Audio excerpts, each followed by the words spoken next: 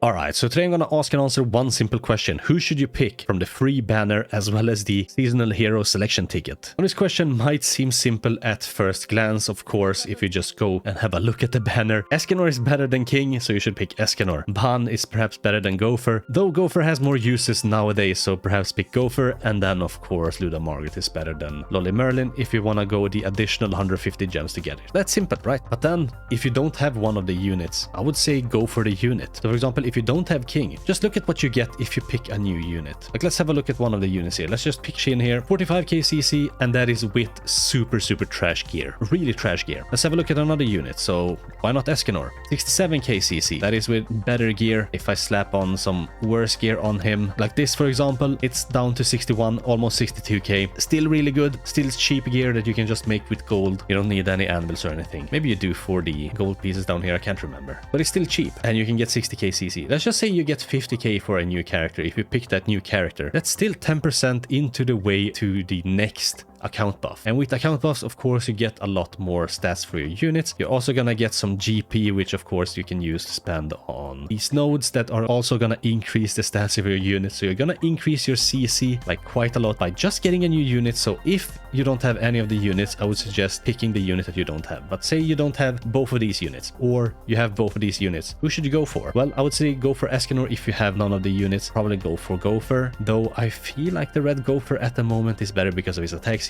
And then of course Luda Margit for the Archangel team is better. If you're just going for their ultimates, say you have all the units and you're just going for their ultimates, then Escanor is better, then Ban is better, and also Luda Margit is again better. But if you remember the picture I had on as the thumbnail for this video with an LR Escanor, you might see where this is going, because we did get the LR Meliodas, who was the first festival unit. King here was the third one, and Escanor was the fourth one. If you take LR into consideration, who should you go for then? Because I don't know if we're gonna get only like festival LR units, or if we're gonna get every old unit as an LR at one point or another. Escanor most definitely might be up there as like being able to get an LR unit. I think all of the festival units are. So let's just assume for a moment, like we don't know, this is pure speculation, but let's just assume that we're gonna get all the festival units as LR units. They did start with the first one. Does that mean that Goddess Liz, who was the second festival, is going to get the second LR upgrade? And then does that mean that King is gonna get the third one before the Escanor? Is he more valuable to get as a unit in that case? How often are we gonna get LR units? Is it gonna be every month? Is it gonna be every second month, or like once half a year or something? I don't know. And if the time span between getting LR units is huge,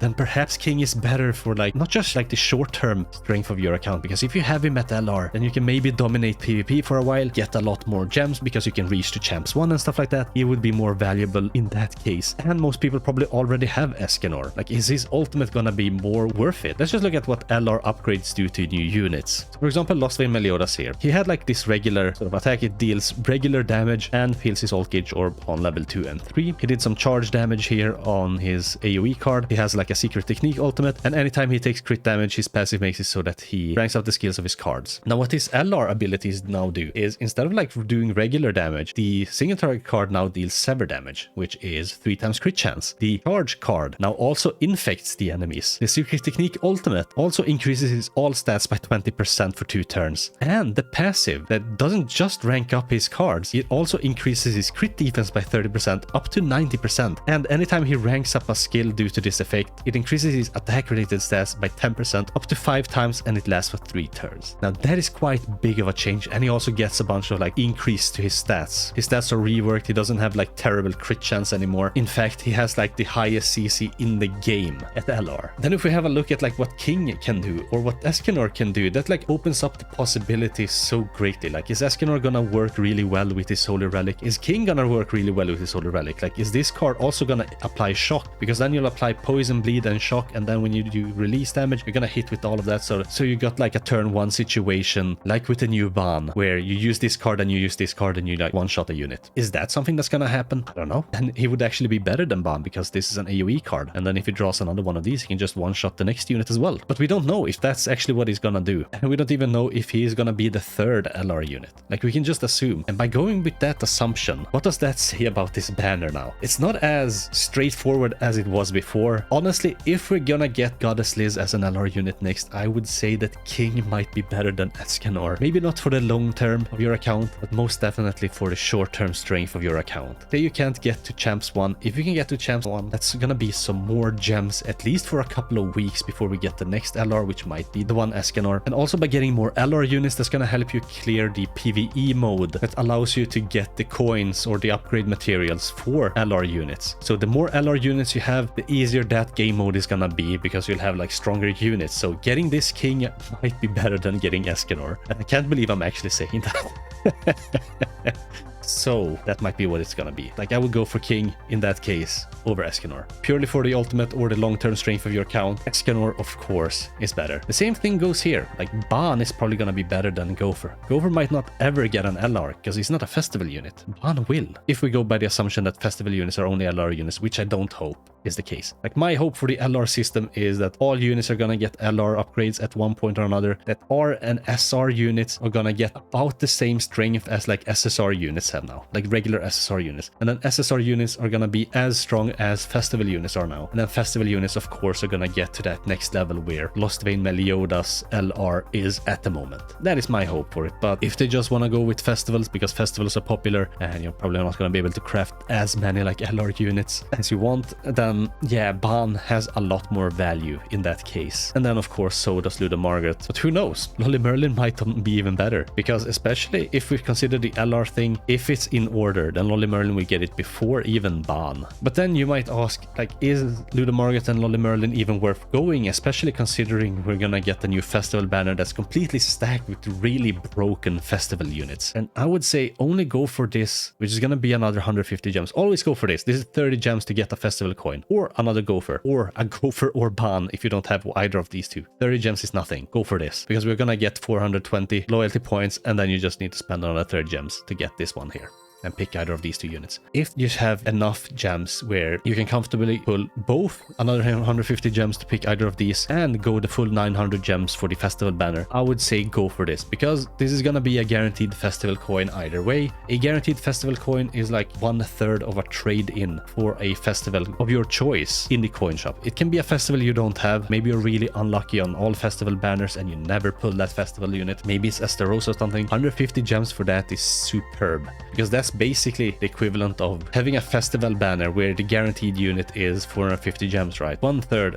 into a festival coin. That might be worth it just for that. Or we're like duping out Luda Margaret's ultimate, because her ultimate is really nice and the Archangels might in the future get even better. So there is that. Especially if Liz is gonna be the next LR unit. Then that team with Luda Margaret, Goddess Liz and Mael is gonna pop off. You might want to get that Luda Margaret up to 6/6 if you don't have her. But anyway, that's the free banner, the starter rush draw banner. Those are the units I would say you should go for. Like, if you don't assume that these units are gonna get LRs or whatever, then of course go for Escanor. Then I would probably go for Gopher and then Luda Margaret. If you assume that they are gonna get LRs, then King might get his LR first, and you should pick him over Escanor, then Ban, and then Merlin, I guess. Though Luda Margaret has a better ultimate, and for like the long term, of course Luda Margaret and Escanor are better value. So that's what I think there. Now we'll move on to the seasonal selection ticket draw.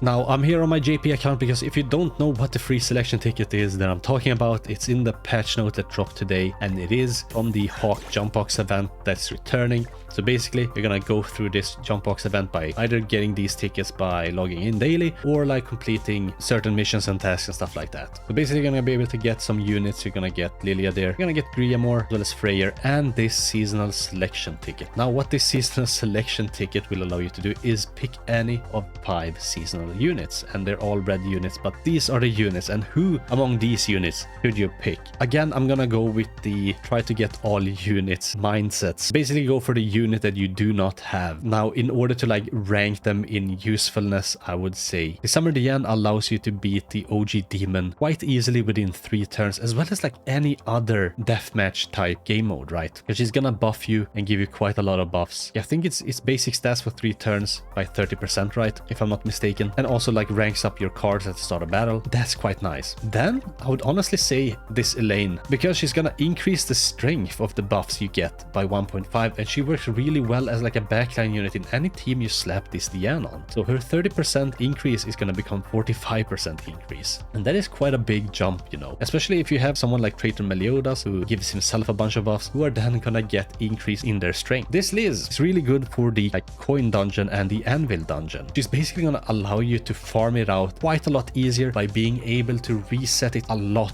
more frequently. And why you want to reset it is, say, because the coin dungeon, for example, and by coin dungeon I mean Super Awakening coin dungeon, only has like 2 stages, and on the first stage you're facing off against 3 enemies, and if you kill them and they don't drop a chest, then you just quit out of that stage and you reset it, right? And by having her, by being able to deal a lot more damage, because that's basically what her passive does here, you'll be able to kill them within 1 turn and then reset real quick, as well as like allowing you to kill the boss there as well on the second stage, because she's going to increase your team's overall damage, right? So that is what she does. She's really useful there. And why you kind of want to reset as well is, of course, you're going to be able to get more coins, because you reset if you don't get a chest, and if you do get a chest, that is at least 1 to 3 Super Awakening coins. And if you can get that for all the 12 runs that you can do within that half hour, you're going to get quite a lot more Super Awakening coins out of it, because you have to spend an hourglass, which you only get 1 every 2 weeks. Now this Matrona can be used for like the demonic beast, like the bird. Her passive increases she has a 3-turn taunt, she has a buff and stance cancelling card, and her ultimate heals. So if you're like going for ult levels, I think her ult level might be the best one, because you don't really need it for this Diane, you don't need it for any of these 2 backline units. Her ult level might be the one you should go for if you have all these units. Diane though, she's the most useless unit here, but again, if she's the only one you don't have, then go for her. In the order I would go for it is her for the OG demon, so you can get all your units up to level 100. You might not need her in the back either.